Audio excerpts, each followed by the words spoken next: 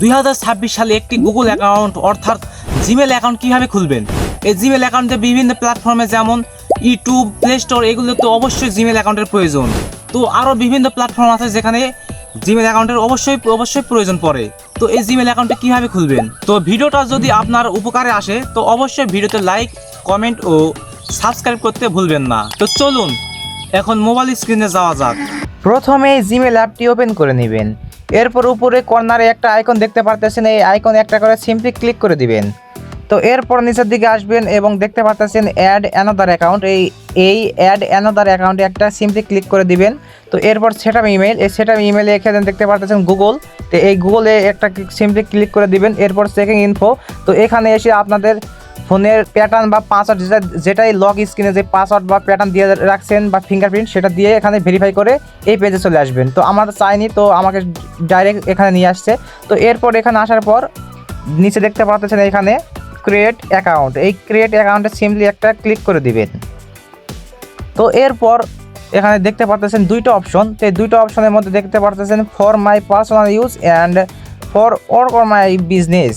তো এখানে আপনি simply for my personal use এখানে একটা ক্লিক করে দিবেন।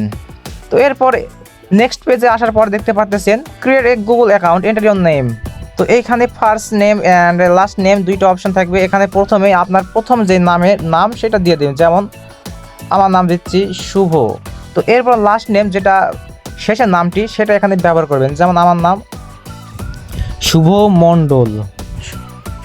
মণ্ডল। তো এখানে আমার নামটা দেওয়া হয়ে গেছে। তো এরপর দেখতে পাচ্ছেন নিচে নেক্সট বাটন, এই নেক্সট বাটনে একটা ক্লিক করে দিবেন।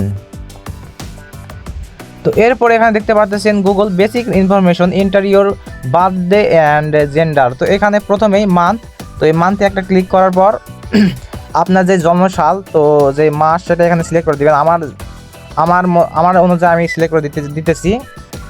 তো আপনারাও আপনাদের জন্মসাল অনুযায়ী এখানে দিয়ে দিবেন।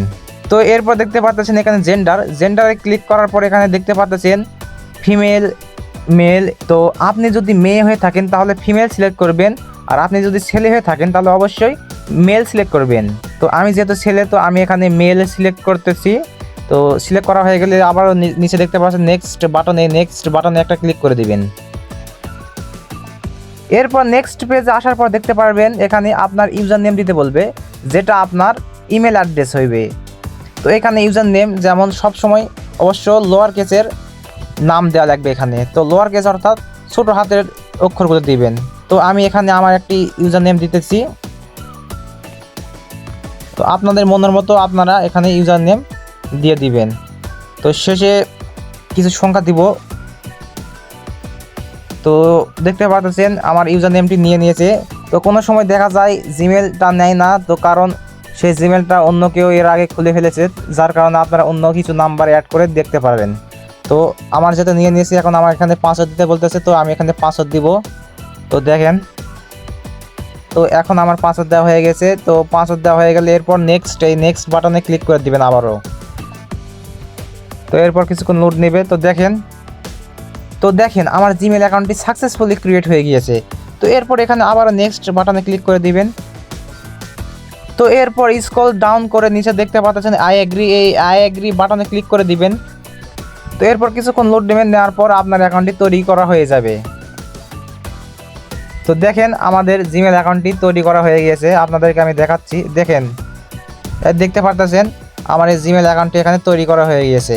তো এইভাবে আপনার 2026 সালে এসে সুন্দরভাবে ও সঠিক নিয়মে একটি জিমেল অ্যাকাউন্ট তৈরি করতে পারবেন। অবশ্যই এটা যারা জানে না তাদের জন্য।